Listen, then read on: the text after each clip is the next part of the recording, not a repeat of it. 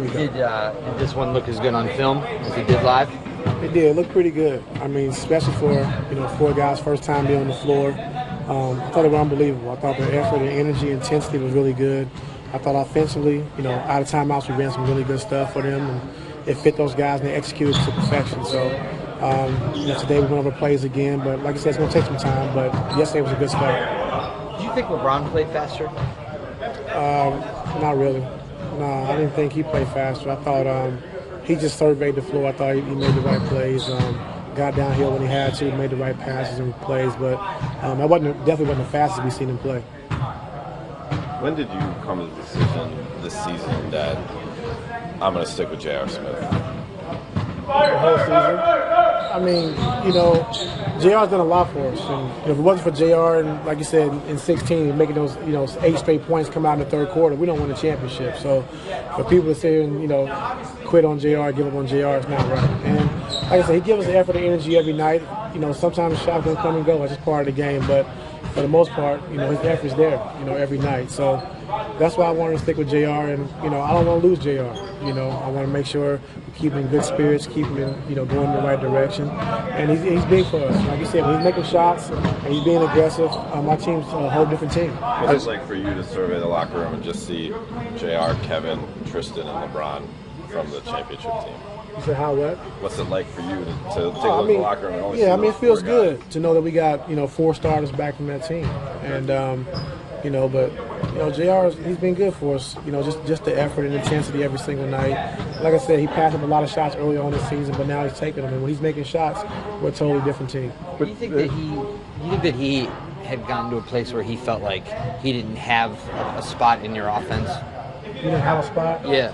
Over the years, we never really, featured him, but he got all of his shots out of transition. LeBron and Kyrie attacking, kicking out. So, or they double teaming Kevin. We make the swing. So, it's like we ran a lot of stuff for JR. He got his shots throughout the course of the offense, and us playing in transition, playing fast. You guys, the last couple of days have been talking about, no big three anymore. It'll be done by committee. Who do you think ends up taking the big shots at the end of the game, though? That's a little bit different than a big three. Well, I wouldn't say who's going to take the shots. I just think it would be in LeBron's hands, and he'll make the right play. So, the right guys will be on the floor with him, and either he's going to have a shot or he's going to make the right play for somebody to take the shot.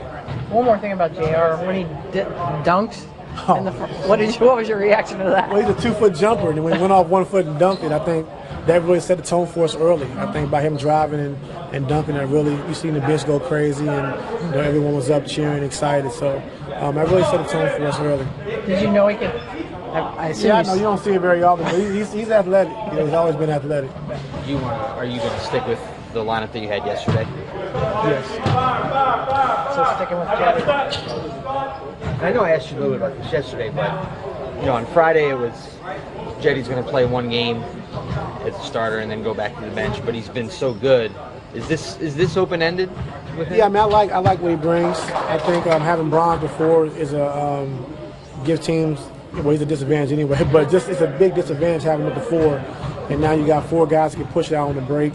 I think that's big. I think having Hood come off the bench and being a scoring power, being a scoring threat, we can run things through him. I think it's big also. So I like where we're at right now, and then we'll just kind of go from there and see how it lays out. How would you think of Jetty's footwork when he didn't have to guard Kyrie? How what? His footwork when he did have to guard Kyrie. I thought it was good. Kyrie, had a good move at the top of the key at one time, but, he's fearless, man. He's just going to play hard. He's going to compete. And he has a lot of tough matchups, but he's giving the effort and the maximum intensity, so that's all you can ask for. And you're not going to stop guys in this league. It's just, it's not going to happen. But if you make it tough on them, make them work, that's all you can ask. He didn't seem to let that screwed up dunk affect him. Oh, I know. Yeah. How much, you're going to play the Thunder. Last time you played them, it was a bad day. How much do you think that was attributed to the spirit that you were talking about yesterday, and how much of it was just it was a bad matchup with the guys that you had? Yeah, it was. They came in and they took it to us, and I haven't watched the game yet. I'll watch it again tonight. It's a bad game to watch, but I thought they came in like looking to prove a point. Looking to attack us and looking to prove a point, set a tone early. So, we got to be ready to come out and play from the start, and then just, go from there. Is there a lesson to be learned for both you guys and the Thunder, that it's a really long NBA season and a team can look far different one month than later on? Oh, yeah, for sure.